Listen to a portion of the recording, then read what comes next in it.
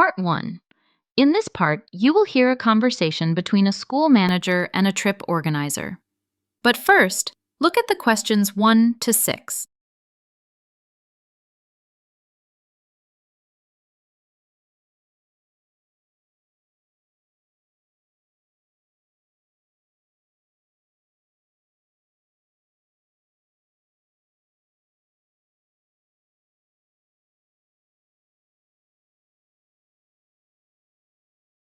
Good morning, Miss Taylor. This is David Harris from Greenfield Middle School. I'm calling to discuss organizing a field trip for our students next month. Good morning, Mr. Harris. I'd be happy to help. Could you tell me how many students you're planning to take and the dates you have in mind? Sure. We're planning to take around 45 students from grade 7, along with 5 teachers. We're looking at the first week of May, preferably from May 6th to May 8th. Perfect. And what kind of trip are you interested in? Educational, recreational, or a mix of both? A mix of both would be ideal. We'd like some educational value, but also fun activities. We were thinking about Washington, D.C., since it's not too far from our school in Philadelphia. That's a great choice. I can arrange a 3-day package including visits to the Smithsonian Museums, the National Zoo, and a guided tour of the Capitol building. We can also include a Potomac River cruise for a recreational touch. That sounds wonderful.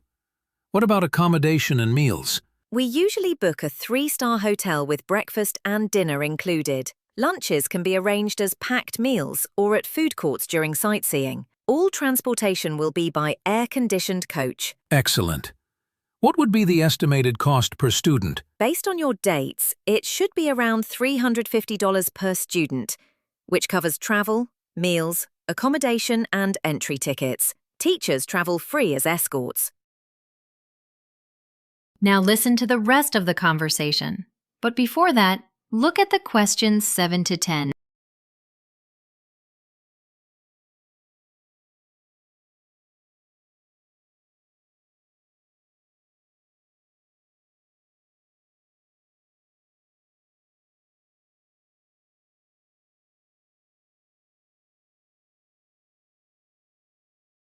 Do you also provide medical support and insurance coverage during the trip? Yes, we include basic travel insurance and have a first aid trained tour guide on board. We can also assign an additional staff member for student safety. Great! Could you please email me the detailed itinerary and cost breakdown by tomorrow? Of course, I'll send it to your official address. That's dharris@greenfieldschool.edu, right? Yes, that's correct. Once we get approval from the principal, we'll confirm the booking. Sounds good, Mr. Harris. I'll include a parent consent form and payment schedule in the email as well. Perfect. Thank you, Miss Taylor. I really appreciate your help. You're most welcome. I look forward to organizing a great trip for your students. Have a wonderful day. You too. Goodbye. Part 2. In this part, you will hear a conversation between a tutor and his students. But first, look at the questions 11 to 15.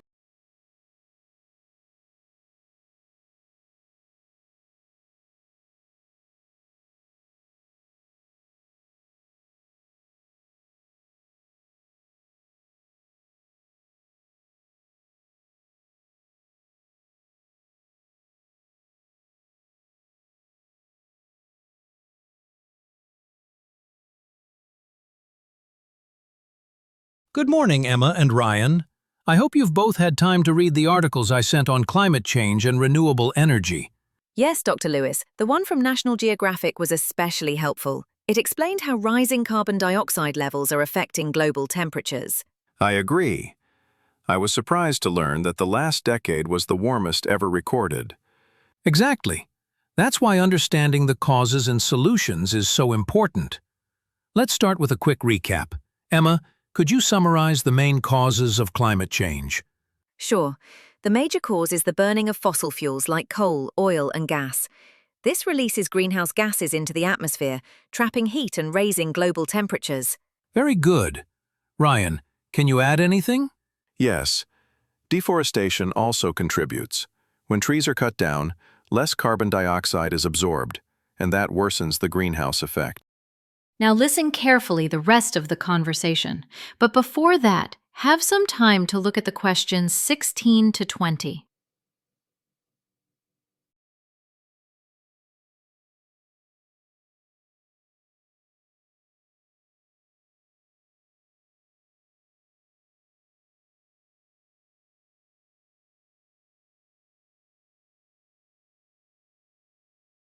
Now, let's move to solutions. What are some renewable energy sources that can reduce emissions? There's solar power, which uses sunlight to generate electricity, then wind energy from turbines, and hydropower, which uses flowing water. Excellent. Do you remember what percentage of global electricity currently comes from renewable sources? I think around 30%, according to the article. That's correct. It's increasing every year. However, there are still challenges. For instance, solar panels only work efficiently in areas with strong sunlight, and wind farms depend on consistent wind patterns. That makes sense. Also, the initial cost of installing renewable systems can be high, right? Exactly.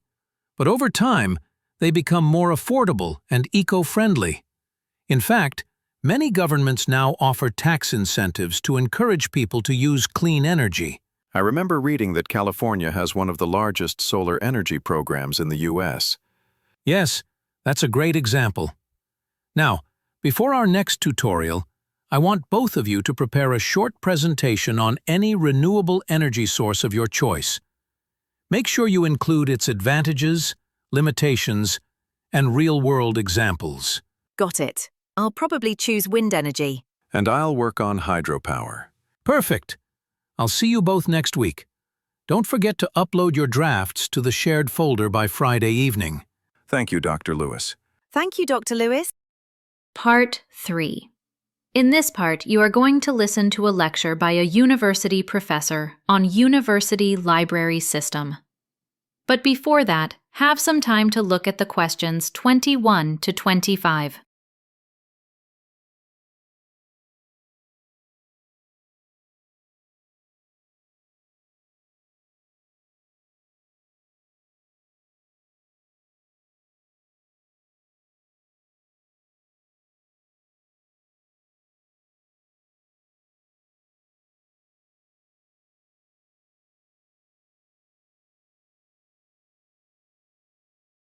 Good morning, everyone, and welcome to your first week here at Northbridge University.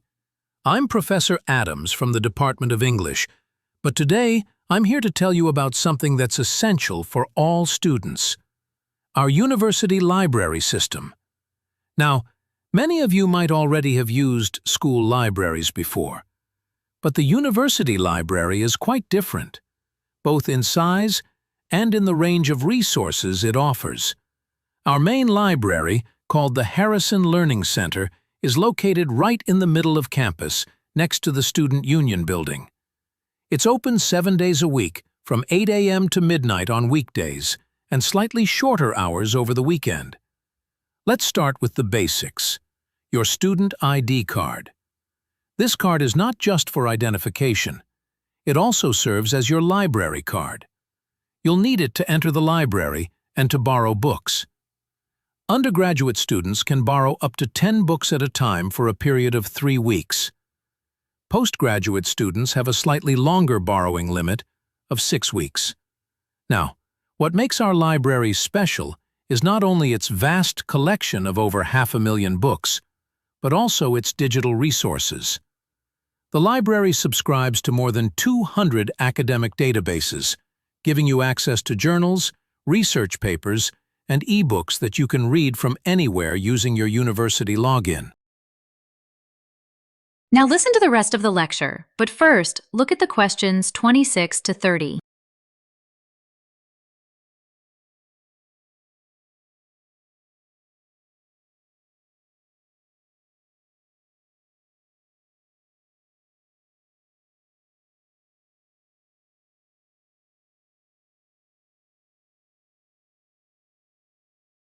We also have several study zones.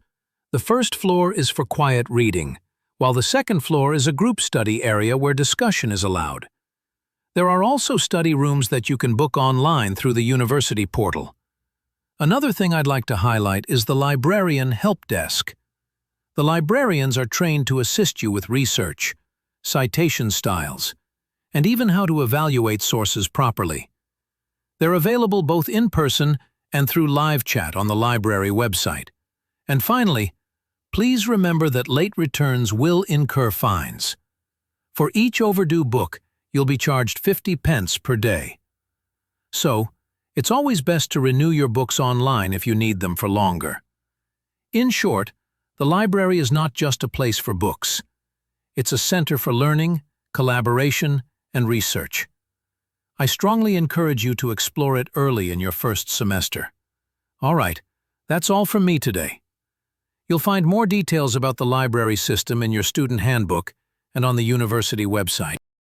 Part 4. You will now listen to a research project presented by a student. But before that, listen to the questions 31 to 40.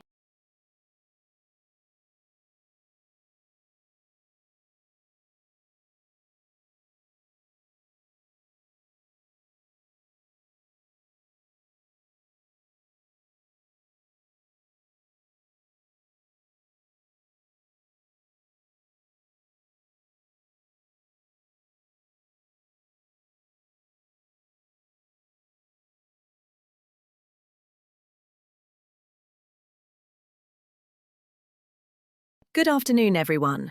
Today I'll be presenting my research project on an endangered animal, the giant panda. This species, native to China, is one of the most well-known symbols of wildlife conservation. The giant panda is easily recognized by its black and white fur and gentle nature. It mainly lives in the mountain forests of central China, particularly in the Sichuan, Shaanxi, and Gansu provinces. Pandas prefer cool, wet habitats with plenty of bamboo, which makes up about 99% of their diet. Unfortunately, over the past century, panda populations have decreased drastically due to deforestation and habitat loss. As forests were cleared for farming and human settlements, pandas lost their natural homes and food sources. Currently, fewer than 2,000 pandas remain in the wild, though conservation efforts have slightly increased their numbers in recent years.